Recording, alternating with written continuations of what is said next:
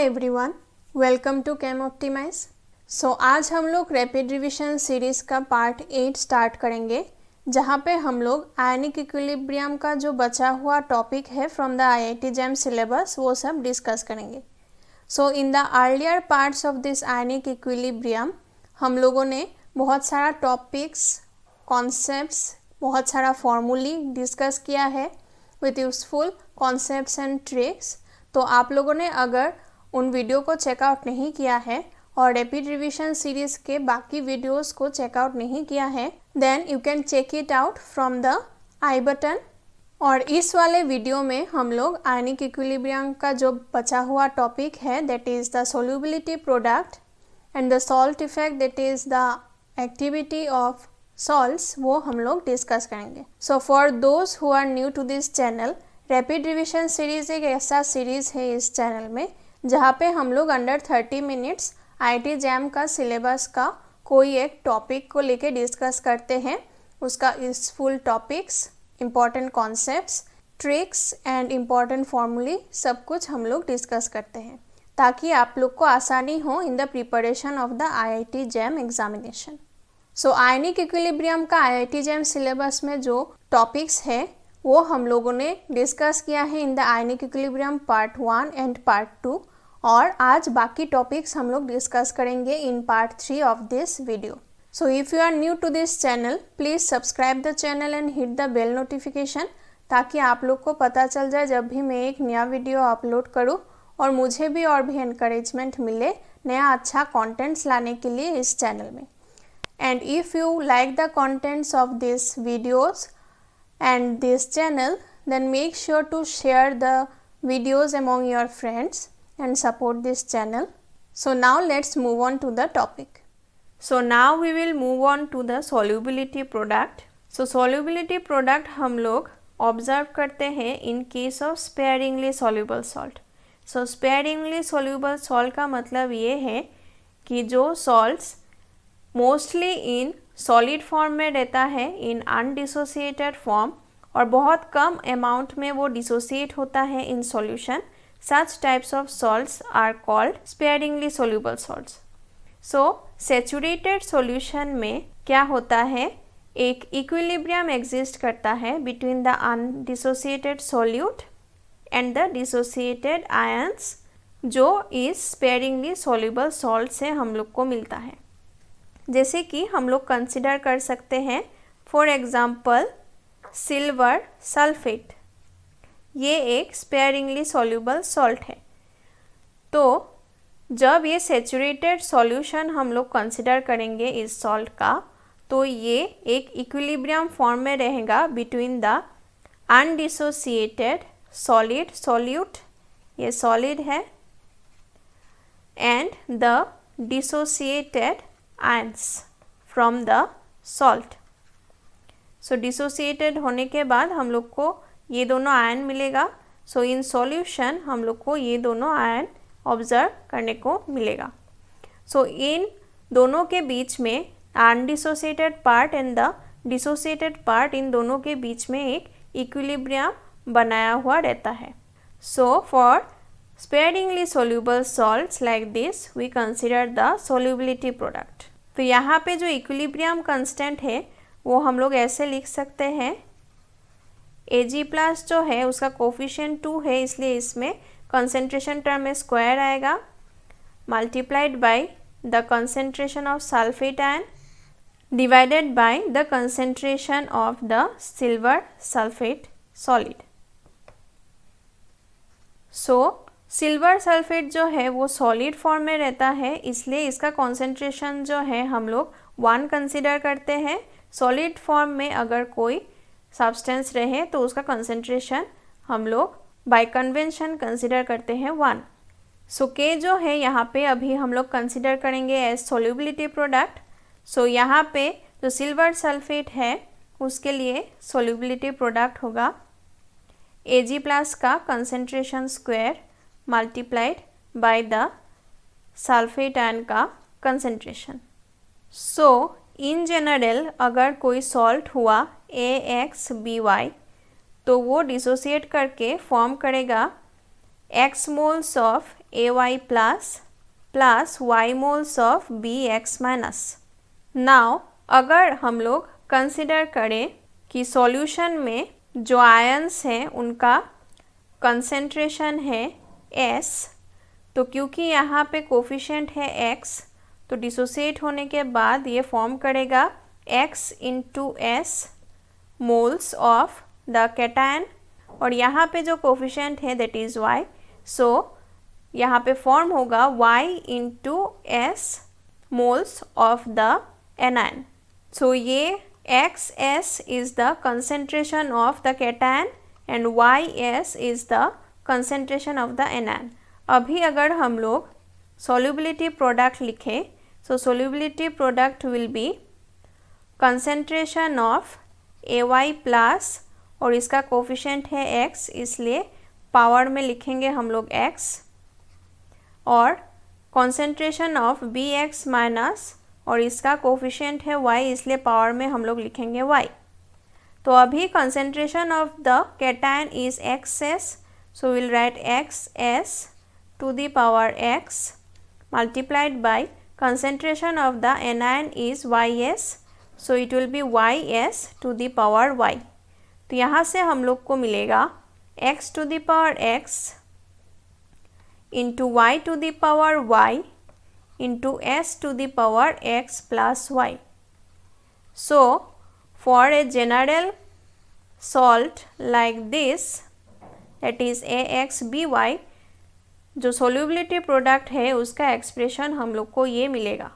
सो dissociate होने के बाद कैटायन का कोफिशिएंट जो रहेगा वो हम लोग लिखेंगे, और उसका पावर वही हम लोग लिखेंगे मल्टीप्लाइड बाय एनायन का जो कोफिशिएंट होगा वो हम लोग मल्टीप्लाई करेंगे, और उसका पावर में हम लोग वही रखेंगे multiplied by concentration of the anions after dissociation in the solution to the power sum of the coefficients of the cation and anion। ये होगा हम लोग का आयनिक प्रोडक्ट का एक्सप्रेशन फॉर एनी सॉल्ट।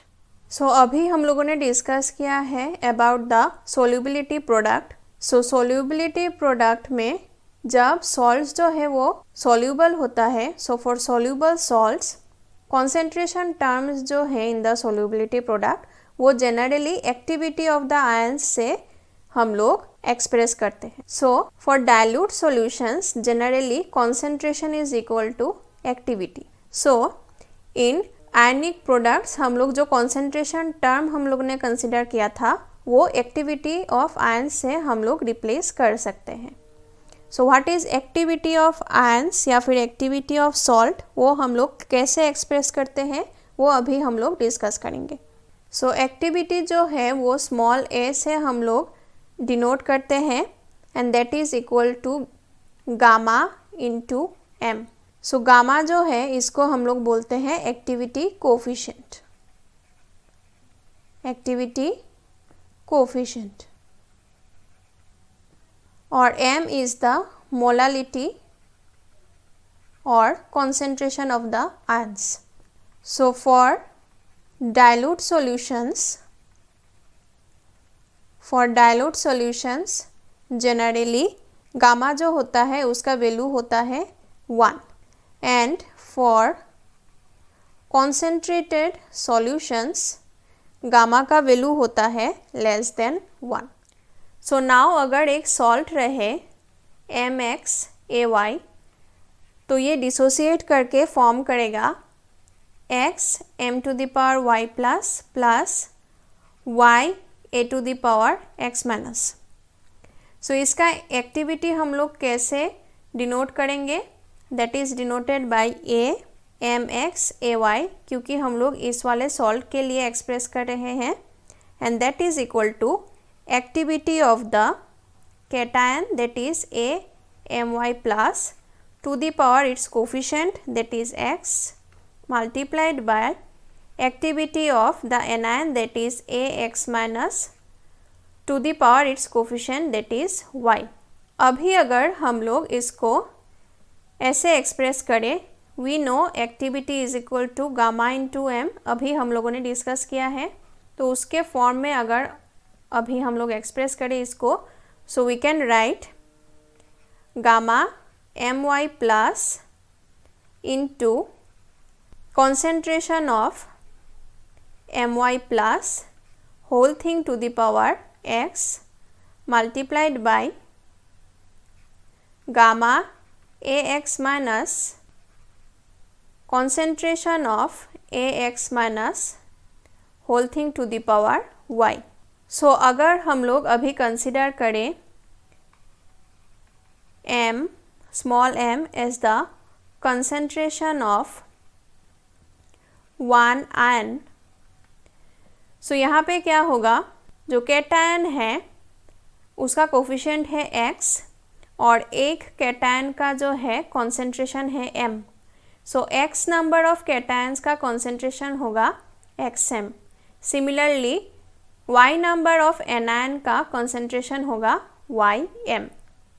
तो यहाँ पे अभी हम लोग रिप्लेस करेंगे.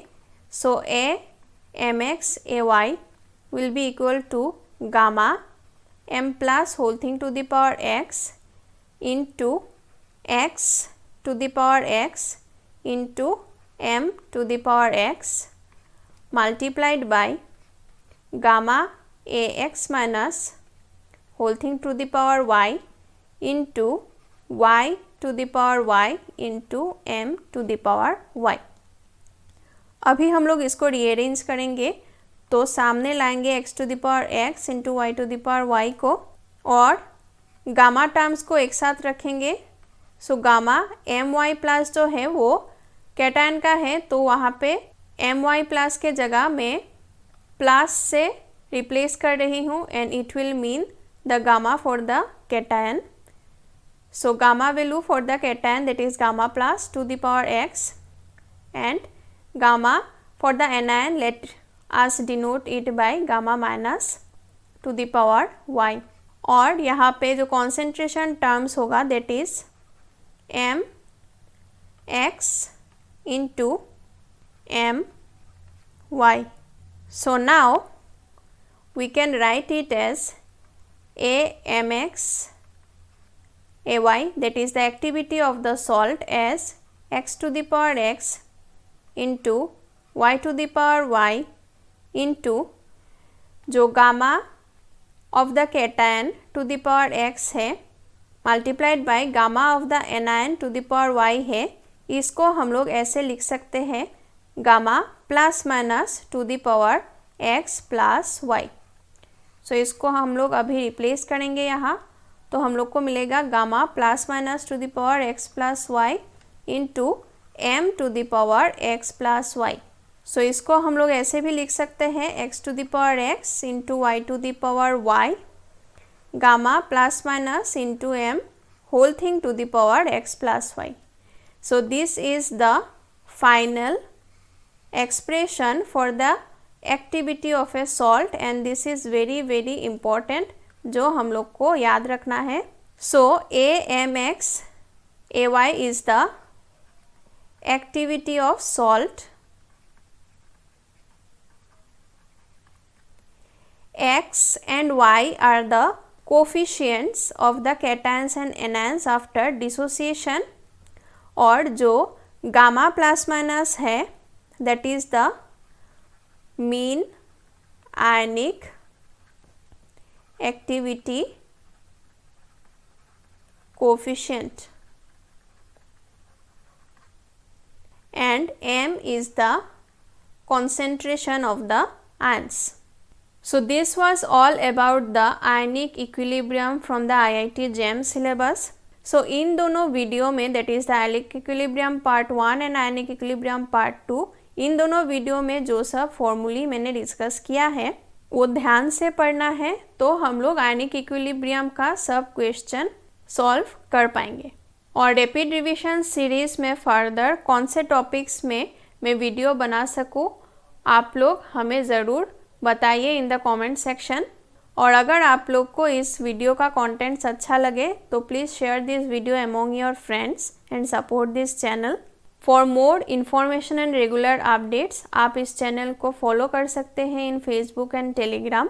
और इस लेक्चर का PDF नोट्स आप लोग को डिस्क्रिप्शन बॉक्स में मिल जाएगा. Thank you so much for watching.